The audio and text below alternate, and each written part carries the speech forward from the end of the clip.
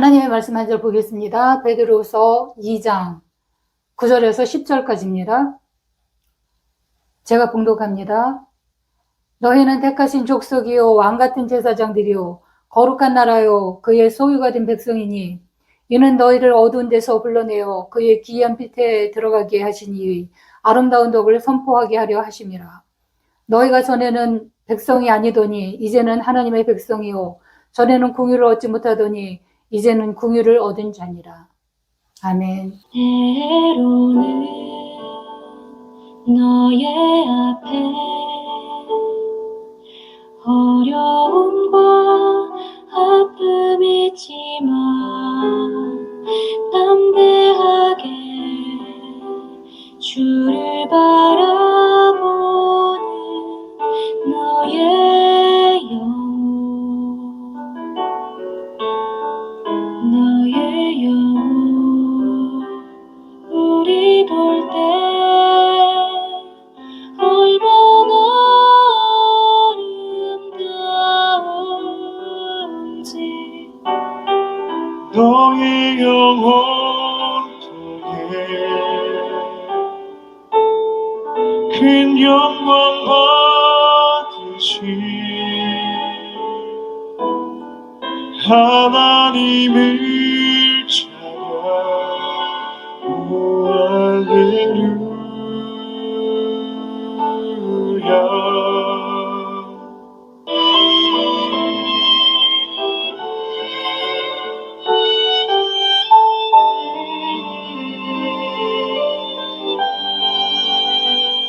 너는 택한 족속이요 왕같은 제사장이요 거룩한 나라 하나님의 소유된 백성.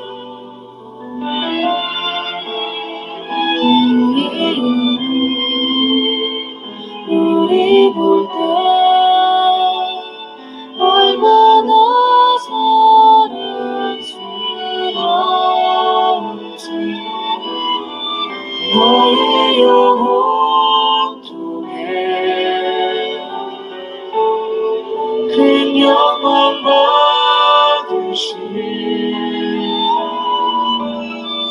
하나님을 찬양.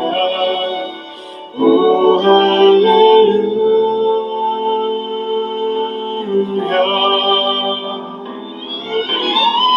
너의 영혼 통해 큰 영광 받으신 하나님을 찬양. 오 할렐루야.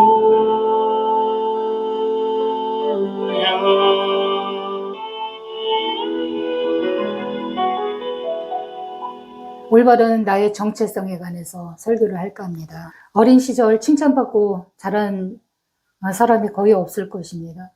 못생겼다 그런 표현을 많이 했고 그럼으로 인해서 자기가 진짜 못난이고 가치 없는 그런 사람이라고 어떤 머리에 각인이 되어서 다들 살고 있는 것 같습니다. 그러니까 자존감이 낮다고 할 수 있죠. 그리고 애들은 가라 뭐 이런 문화가 있지 않습니까? 그러니까 참 많이 무시당하고 멸시당하고 그러다 보니까 우리의 정체성이 거짓된 그런 정보로 인해서 형편없이 낮고 또 가치 없는 그런 존재로 나 자신을 평가절하하면서 그렇게 살았습니다. 그런데 우리 하나님은 참 좋으신 하나님이십니다. 그렇게 찌들은 노예 근성, 그런 낮아진 자존감 이런 것을 하나님은 높여줍니다. 우리를 왕같은 제사장이요 거룩한 백성으로 삼으신다고 그렇게 말씀하십니다. 이런 격려의 말씀을 들어본 적이 있을까요? 우리 하나님은 만왕의 왕이십니다. 그리고 만주의 주십니다. 하나님이 왕이시니까 그의 자녀된 우리도 왕자고 공주입니다. 그것이 우리에게 걸맞는 신분이라고 할 수 있습니다. 우리는 참 보잘것 없는데 하나님께서는 그 설정값을 너무 높이 정하시는 것 같아요. 세상 사람들이 볼 때는 가치가 없어 보이고 별것도 아닌 그런 존재라고 생각할 수 있겠지만, 하나님은 우리에게 큰 비전을 주시고 지지해 주시고 격려를 해 주십니다. 영어도 제대로 못하는 자에게 세계에 대한 그런 비전을 주시고 또 그 꿈을 향하여서 달려갈 수 있도록 지지해 주시고 또 격려해 주십니다. 제 주변은 거의 선교사나 목사들입니다. 그런데 하나님께서 은혜 주실 때 그때 얘기를 쭉 들어보면 하나님께서는 참 우리를 크게 보시는 것 같아요. 설정값을 높게 정해놓고 너는 왕 같은 제사장이야, 그렇게 말씀하시고, 영어도 제대로 하지도 못하는 그런 자를 들어서 쓰신다고 하시고, 세계로 주의 복음 위하여서 나가라고 말씀하십니다. 세계적인 그런 비전을 주셔서 꿈을 꾸게 하시고 그것을 이루어 나가시는 그런 하나님이십니다. 그러니까는 처음에 그 말씀을 받을 때는 너무나 믿기지가 않죠. 왜냐하면 자존감이 낮잖아요. 그런데 나를 이렇게 높여주시는 그 말씀이 와닿지가 않죠. 나는 아무것도 아닌 그런 존재인데 어떻게 세계를 품고 나가라는 말씀이지, 이렇게 이루지 못할 그런 말씀을 왜 주시나, 그렇게 생각합니다. 그러니까 우리에게 믿음이 필요하죠. 그것을 믿음으로 받는다는 것이 참 어렵지만, 믿음은 바라는 것들의 실상이요 보이지 않는 것의 증거라고 하셨습니다. 차츰차츰 안개가 걷히듯이 뚜렷이 하나님의 비전 가운데로 나가는 우리 자신을 보게 되거든요. 가치 없는 인간은 없습니다. 그리고 또 잘못 태어난 사람도 없습니다. 다만 잘못된 그런 거짓 정보로 인해서 살 가치 없는 존재로, 자존감이 낮은 그런 자로 만들어졌을 뿐. 그런데 그 무너져버린 그 자존감을 높여주시는 분은 오직 하나님 뿐이십니다. 이렇게 높은 그 목표를 주시고 설정값을 정해놓으셨기 때문에 우리는 끊임없는 훈련과 교육을 받아야 되죠. 그것을 이뤄내기 위해서는 그냥 거저로 되지는 않습니다. 연단하시고 훈련하시고 불에도 달궜다가 또 찬물에도 풍덩 집어넣기도 하고, 그러면서 찌들은 그런 노예 같은 그런 근성을 제거해 버리시고 자신감을 불어넣어 주십니다. 그리고 믿음으로 달려갈 길을 달려갈 수 있도록 격려하시는 분이 주님이십니다. 그러니까 바울은 나로 나된 것이 주의 은혜라 라는 고백을 하죠. 필요 없는 사람도 또한 없습니다. 예수님을 헐값에 팔아버린 유다도 실은 필요 없이 지우지는 않았습니다. 세상 사람들 중에 가장 비참한 최후를 맞은 것이 가룟 유다이긴 하지만 그도 필요하니까 하나님께서 태어나게 하신 것입니다. 예수님 당시에는 노예를 사기도 하고 팔기도 했습니다. 그런데 그 천한 노예를 사는 값이 30냥이었다고 합니다. 그런데 귀하고 귀하신 예수님을 그 은전 30냥에 가룟 유다는 팔아버렸습니다. 그리고서는 죄를 뉘우쳤죠. 나중에 예수님 돌아가시고 견딜 수 없는 그런 마음의 고통으로 인해서 자살을 합니다. 그리고 그 은전을 도로 가져가라고 제사장에게 갖다 주는데 받아들이지 않습니다. 그러니까 그 죄책감에 견디지 못하여서 자살하고 마는데, 그 유다도 회개를 했다면 또 인생이 그 결말이 달라질 수 있었겠죠. 베드로도 얼마나 실수가 많습니까? 그런데도 하나님께서는 수제자로 만들어 주셨지 않습니까? 베드로처럼 덤벙대고 실수가 많은 사람이 없습니다. 성미도 굉장히 급하고. 그런데도 베드로에게 좋은 점은 회개를 했다는 것입니다. 회개를 하면 아무리 잘못했더라도 매를 댈 수가 없습니다. 자녀를 키울 때도 얼른 잘못했습니다, 그렇게 시인을 하면 때리지 않죠. 그런데 그 똥꼬집으로 자존감은 낮고 자존심만 강해갖고 똥꼬집 부리면 매를 맞듯이 이렇게 회개하지 않는 그런 심령은 완악한 심령입니다. 그래서 용서를 못 받습니다. 그 예수님을 은 30냥에 판다는 것은 구약의 그 예언의 말씀이 이미 나왔기 때문에 반드시 이루어질 말씀이었습니다. 그런데 유다가 걸린 거죠. 잘못하면 얼른 돌이킬 줄 알아야 됩니다. 스가랴서 11장 18절에 보면 내가 그들에게 이르되 너희가 좋게 여기거든 내 품삯을 내게 주고 그렇지 아니하거든 그만두라. 그들이 곧 은 30개를 달아서 내 품삯을 삼은지라. 이 말씀이 그대로 이루어진 것입니다. 예수님은 만왕의 왕이십니다. 만주의 주가 되시고 만물을 창조하신 그런 하나님이십니다. 그런데도 가장 천한 자의 모습으로 이 땅 가운데 내려오셨습니다. 베들레헴 마구간에 오셨습니다. 왜 마구간에 오셨겠습니까? 세상이 그를 알아보지 못했고 받아들일 공간이 없었기 때문에 예수님은 아무도 받아들이지 않으니까 마구간에 오신 것입니다. 그보다 더 천한 그런 신분이 있겠습니까? 이렇게 어두운 가운데 있으면 우리도 똑같이 됩니다. 하나님께서 복을 물 붓듯이 폭포수처럼 부어주셔도 우리가 어두운 가운데 있으면 이 복을 받아들이지 못합니다. 구약에서는 사람을 선택적으로 부르시고 또 기름 부으시고 예언을 하게 하시고 선지자로 삼으셨습니다. 하지만 지금은 보편적 은혜의 시대입니다. 누구나 은혜가 임한다는 그런 시대입니다. 모두 다 오라. 돈 없는 자도 오고 너희는 와서 사 먹되 돈 없이 값없이 포도주와 젖을 사라. 공짜입니다. 너희가 어찌하여 양식이 아닌 것을 위하여 은을 달아주고 배부르지게 하지 못할 것을 위하여 수고를 하느냐. 내게 듣고 들을지어다. 그리하면 너희가 좋은 것을 먹을 것이며 너희 자신들이 기름진 것으로 즐거움을 얻으리라. 이렇게 좋은 때에 태어난 것을 감사해야 됩니다. 우리나라 그 속담에 양잿물도 공짜로 마신다라는 그런 속담이 있습니다. 공짜라면 양잿물도 마시는데 이런 복이 우리에게 임하다니 너무나 놀라운 복된 소식입니다. 이 은혜는 우리에게 값없이 주신 은혜입니다. 갚을 능력이 없으니까 공짜로 주셨는데 그래서 은혜라고 합니다. 예수님은 우리의 선물입니다. 선물은 돈을 내지 않습니다. 지금은 예수님을 기다리는 그런 시즌이죠. 크리스마스 시즌입니다.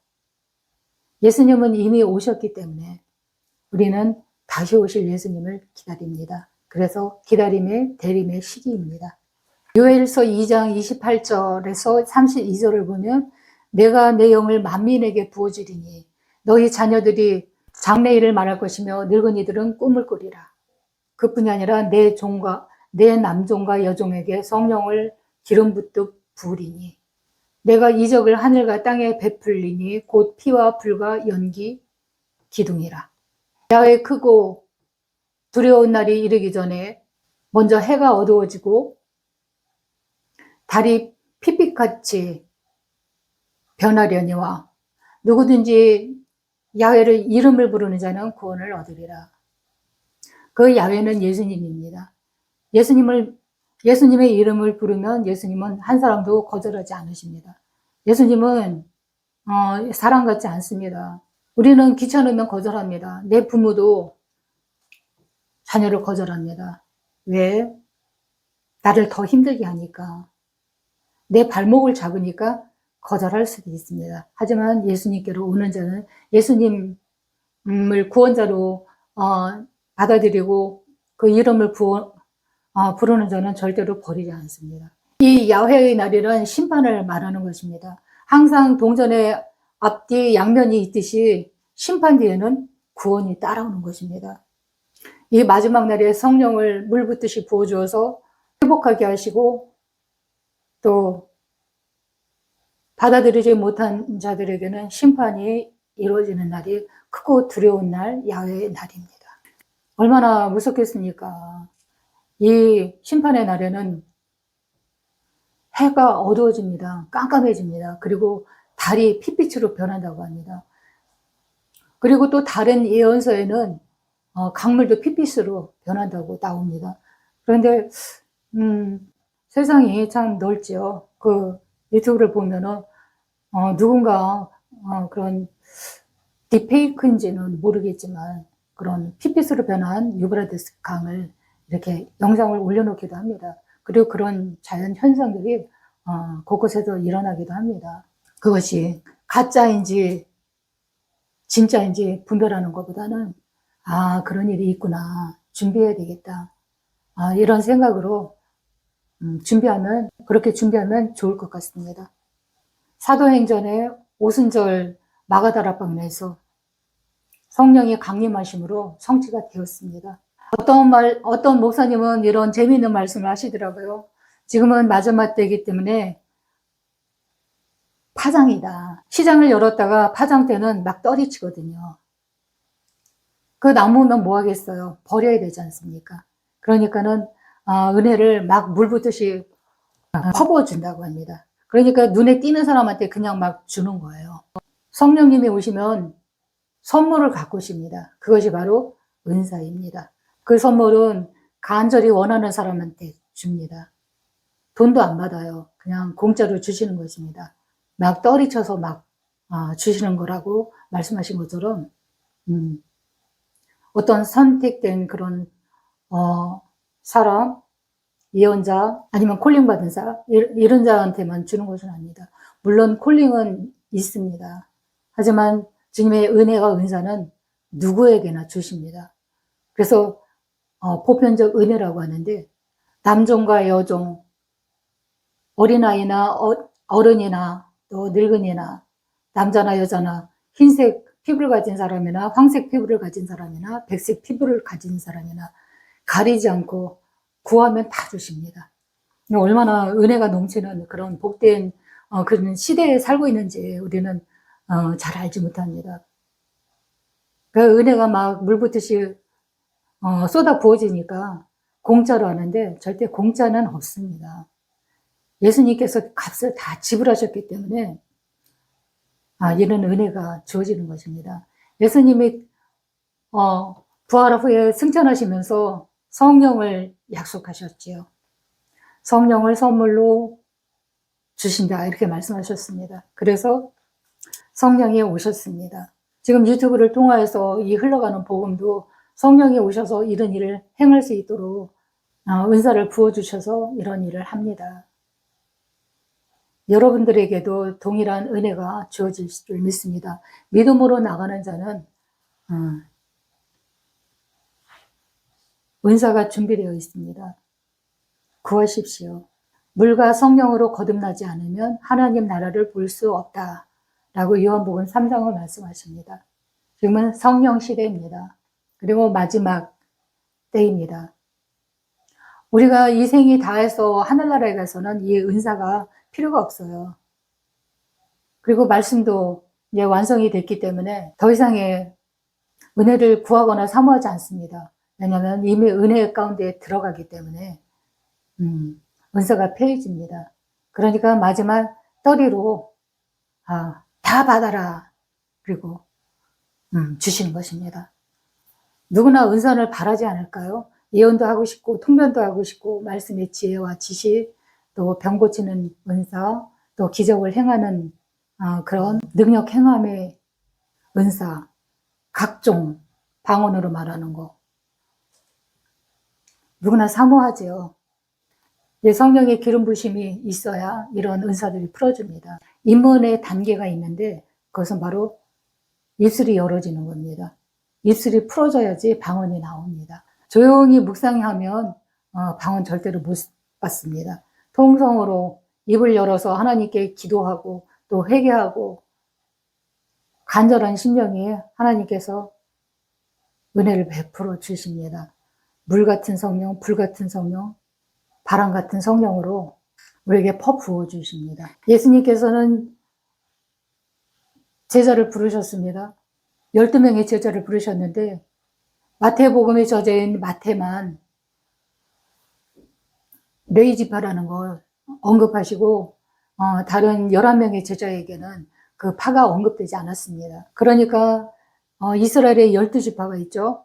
르우벤 지파, 시므온, 레위, 유다, 갓, 아셀, 스불론, 에브라임, 므낫세, 단, 베냐민 이런 지파가 있습니다. 그런데 그런 지파에서 한 명씩 고른 것이 아니라 그냥 부르셨습니다. 그 이유가 분명히 있을 것입니다. 예수님께서 이르시되 내가 진실로 너희에게 이르노니 세상이 새롭게 되어 인자가 자기의 영광의 보좌에 앉을 때에 나를 따르는 너희들도 12보좌에 앉아 이스라엘의 12지파를 심판하리라. 천국에서는 12지파가 예수님 보좌 옆에 앉는다. 그리고 이스라엘을 심판한다. 라고 말씀하십니다. 심판은 왕이 하는 것입니다. 그리고 제사장은 백성의 죄를 갖고 또 기도와 간구함을 갖고 지성소 들어가는 사람입니다. 하나님과 만나는 그런 사람인데 반드시 기름 부음이 있습니다. 왕과 제사장은 하나님께서 구별하여서 기름 부으심을 하신 다음에 그런 다음에 세우십니다. 그 기름 부으심이란 성령을 뜻하는 것입니다. 성령을 받아야지 왕과 제사장으로 임명이 된다는 그런 말씀입니다. 왕과 제사장은 인간으로서 최고의 위치가 아니겠습니까? 국회의원의 최종 목표가 뭐겠습니까? 대통령 되는 거죠. 대통령은 왕의 권한이지 않습니까? 그리고 우리가 신앙생활의 최고의 높은 위치가 제사장 계열, 목사라고 할 수가 있겠죠. 그리고 카톨릭에서는 신부라고 할 수가 있겠죠. 지금은 만민 제사장 시대입니다. 구약에서는 특정한 사람만 불렀습니다. 콜링을 하시죠. 하나님께서 지명해서 선택해서 불렀습니다. 지금도 콜링이 있습니다. 주의 일을 맡기기 위해서 콜링해서 훈련시키시고 연단시키시고 또 세워주는 그런 자가 있습니다. 그런데 지금은 다 열렸습니다. 만민 제사장 시대입니다. 성령을 받고 은사가 풀어지고 그래서 하나님 앞에 하나님의 은혜가 편만하게 부어졌는데 이것은 그냥 공짜로 된 것이 아니라 예수님께서 당신 몸을 찢어서 물과 피를 다 쏟아주시고 길이 되어주셨기 때문에 이런 일이 가능한 것입니다. 하나님께서 광야 생활하는 이스라엘 백성에게 성막을 지으라고 말씀하셨습니다. 그 성막은 맨 처음에 문을 통해서 이방인의 뜰 그리고 여자들의 뜰 물두멍을 지나서 진설병을 지나서 성소로 그 성소에는 지성소가 있습니다. 그 지성소를 들어가려면 휘장이 쳐져 있는데 대제사장만 1년에 한 번 7월 10일 대속죄일 날 그때만 들어갑니다. 그런데 죄가 있는 죄로 그 지성소에 들어가면 죽습니다. 죄가 있는 사람은 하나님 앞에 들어갈 수가 없거든요. 죄 때문에 그냥 죽여버리십니다. 그러니까 제사장이 죽었는지 살았는지 알기 위해서 방울을 달고 들어갑니다. 방울 소리가 딸랑딸랑 들리면 제사장이 살아있구나. 반대로 방울 소리가 들리지 않으면 죽었나 보다. 그리고 잡아당겨서 제사장을 밖으로 끌어냅니다. 제사장은 지성소에 들어가서 분향단에 분향을 하는 그런 일을 합니다. 그 의미는 우리의 기도를 가지고 들어가서 하나님께 아뢰고 또 백성의 죄를 가지고 들어가서 분향을 하는 것입니다. 그리고 백성의 그 기도와 간구가 주 앞에 연락되도록 분향을 하는 것입니다. 그 분향이라는 것은 성도들의 기도라고 할 수가 있습니다. 신약에서는 이스라엘에 많은 왕이 있었습니다. 솔로몬의 르호보암 이후에 분열 왕국으로 나눠졌습니다. 북쪽에는 이스라엘, 남쪽에는 유다 이렇게 분열이 됐는데 우리 대한민국처럼 남과 북으로 갈라졌습니다. 그런데 남쪽에 우시야 왕이 있었습니다. 이 왕은 최고의 높은 지위에 올라갔죠. 그런데 사람은 자기의 위치에 만족하지 못합니다. 이 우시야 왕은 정치를 잘했습니다. 유다를 안정권으로 올려놓았습니다. 그러니까는 최고의 위치에 올라가 있지만 만족하지 못하고 제사장직을 넘봤습니다. 제사장 노릇이 하고 싶었던 것입니다. 그래서 성전에 들어가서 향단에 분향을 하려고 들어갑니다.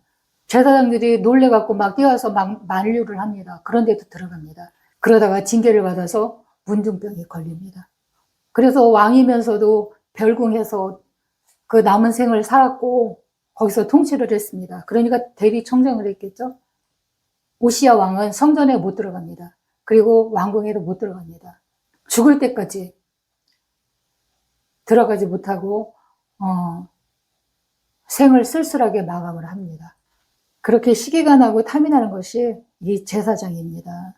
많은 왕들이 있었지만 제사장과 왕을 겸직한 그런 왕은 10손가락으로 꼽을 정도로 밖에 없습니다.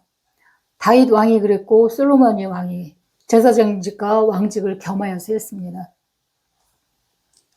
이 사람들은 특별히 하나님께서 허락하신 것이겠죠. 그리고 족장시대에 아브라함이나 모세, 노아 이런 사람도 왕 같은 제사장이었습니다. 그때는 왕이란 제도가 없었기 때문에 족장시대이거든요. 최고의 지도자죠. 모세도 왕은 아니었어요. 그런데 그 많은 이스라엘 백성을 이끌고 애굽에서 출애굽을 하고 또 광야에서 그 많은 백성들을 이끄는 지도자였습니다. 그러니까 제사장이었지요. 하나님께 묻고 듣고 또 대면하였다고 나옵니다. 그런데 이런 엄청난 은혜를 성령을 받은 우리에게 주신다고 말씀을 하십니다. 우리의 정체성은 그 저주받은 백성에서 귀한 빛으로 어두운 가운데서 귀한 빛으로 불러내어서 성령 주시고 성령을 물부터 부어주셔서 제사장 삼아주시고 왕 삼아주십니다. 그리고 거룩한 나의 백성이요 나라라고 말씀하십니다. 신분이 상승이 된 거죠. 하나님을 만나면 이렇게 신분이 상승을 합니다. 그리고 눈먼 자가 다시 보게 하고 듣지 못했던 그런 말씀이 우리 귀에 들려지고 또 하나님께 제사장을 통해서만 말을 했고 회개도 제사장을 통해서만 대신 하게 했던 거를 직접 다이렉트로 하나님께 들어갑니다. 예수님께서 그 몸 찢어서 물과 피를 다 흘려주셨을 때 이 성전의 지성소를 가리고 있던 휘장이 위에서부터 아래로 쫙 갈라졌다고 히브리서에 나옵니다. 그때 휘장이 그냥 열려버린 것입니다. 그래서 제사장만 1년에 한 번 들어갔던 곳을 모든 백성이 다 자기의 죄를 고백하고 또 기도를 하고 직접 들어가게 열어놓으신 것입니다. 그러니까 공짜가 아니라 예수님께서 우리에게 베풀어 주신 은혜입니다. 왕 같은 제사장은 하나님 보좌 옆에 앉을 수 있는 그런 권세가 주어지죠. 상상을 합니다. 천국은 어떤 곳일까? 예수님의 보좌가 딱 중앙에 있고 그 옆에는 12사도가 예수님 곁에 앉고 그 다음에 왕 같은 제사장들이 또 앉겠죠. 그리고 충성도에 따라서 하나님을 위해서 봉사하고 충성한 사람들은 예수님 근처에 앉을 것이고 멀리 그냥 구경만 한 사람은 더 멀리 있을 것이고 또 그 밖에 상급에 따라서 자리가 주어질 것 같습니다. 이렇게 엄청난 크나큰 은혜를 우리에게 베푼 것입니다. 예수님께서 몸 찢어서 휘장을 찢어주심으로 우리가 하나님께 제사장을 통하여서 기도하지 않고 죄를 고백하지 않고 직접 하나님께 직통으로 죄를 고합니다. 그리고 우리의 간구를 아뢰니다. 그러면 예수님의 피를 보시고 하나님께서는 그 죄를 없애주시고 우리의 간구함을 그 기도를 받으십니다. 그리고 응답하십니다. 예수님께서 이 시간에도 운행하고 계십니다. 금촛대 사이로 흰 옷을 입고 다니신다고 계시록에 말씀에 나옵니다. 우리 눈으로는 보이지 않죠. 하지만 예수님께서는 예배를 받으십니다. 그리고 우리가 드리는 기도가 연락됩니다. 그 분향단을 통해서 연기로서 하나님께 향을 빼서 올리듯이 우리의 기도가 그 향이 되어서 천사를 통해서 배달이 됩니다. 이게 얼마나 놀라운 은혜입니까? 이 제사장이라는 그 뜻은 다리를 놓는 자입니다. 그러니까 하나님과 우리 사이가 죄로 인해서 끊겨졌던 그 다리를 제사장이 다리를 놓는 자, 그 의미입니다. 그래서 제사장 된 자들은 나의 죄뿐만 아니라 연약한 자들의 죄도 짊어지고 중보로서 하나님께 아뢰는 그런 자입니다.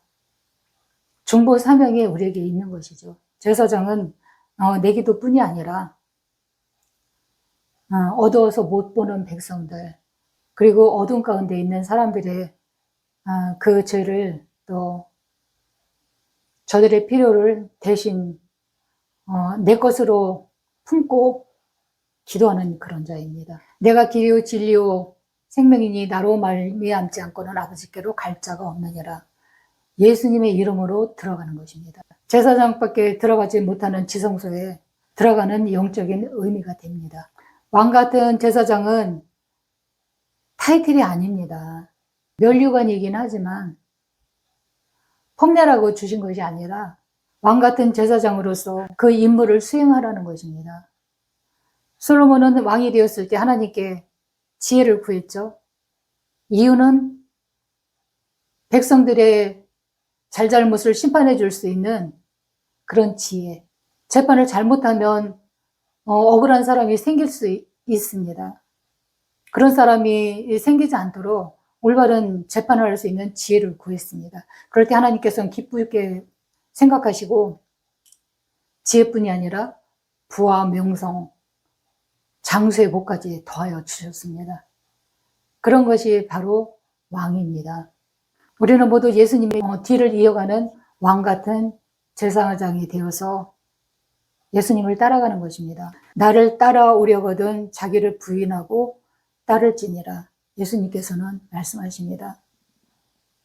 나를 부인하는 것입니다. 내 자아가 이미 세례 받을 오바가 버리고 세례를 통해서 그럴 때 예수님께서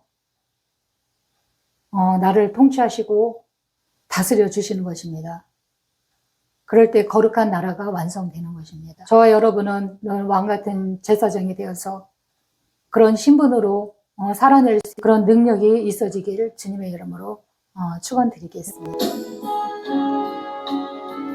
우리는 왕 같은 그런 제사장입니다. 지성소로 들어갈 수 있습니다. 그런 제사장이 되어서 하나님 앞에 들어가는 그런 마음으로 하나님 앞에 기도드리겠습니다. 할렐루야. 살아계신 하나님 감사합니다. 저희들에게 휘장을 찢어 지성소로 들어가게 하심을 감사를 드립니다. 이게 얼마나 놀라운 은혜입니까? 하나님, 이런 감당할 수 없는 그런 은혜를 허락하신 하나님께 감사와 찬양과 영광 올립니다. 하나님 앞에 우리의 죄를 도설할 때 하나님께서는 우리의 죄가를 묻지 아니하시고 사해 주시는 것을 믿습니다. 그런 믿음으로 하나님 앞에 나가오니 우리의 기도와 간구가 주 앞에 연락되길 원합니다. 우리는 하나님의 백성이 아니었습니다.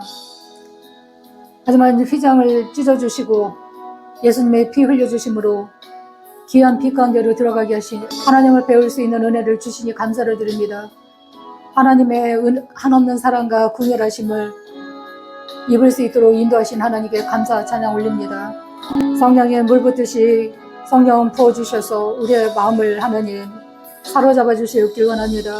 눈 먼저가 다시 보게 하고 귀머리가 다시 듣게 하며 입이 둔한 자, 입술이 막힌 자 하나님 풀어지게 하셔서 하나님과 소통할 수 있도록 열어주시옵소서. 또한 조상 대대로 얽히고 설킨 아버지 가게의 저주들이 끊어지게 하시고 자유함 주시옵소서. 이 대림 시기를 맞이해서 다시 오실 하나님을 또 기대합니다. 언제 오실지 모르지만 곧 오마라고 라고 말씀하셨습니다. 우리가 잘 준비해서 주님을 기쁘게 맞이할 수 있는 그런 준비 기간이 되어질 수 있도록 인도하여 주시옵소서. 예배 가운데 하나님 함께 하시고 귀한 생명의 말씀으로 저희들에게 부어주시니 감사를 드립니다. 한정안의 삶 가운데도 주의 풍성한 은혜 가운데 하나님 이 세상을 잘 이기며 승리할 수 있도록 도와주시옵소서. 예수님의 이름으로 기도드립니다. 아멘.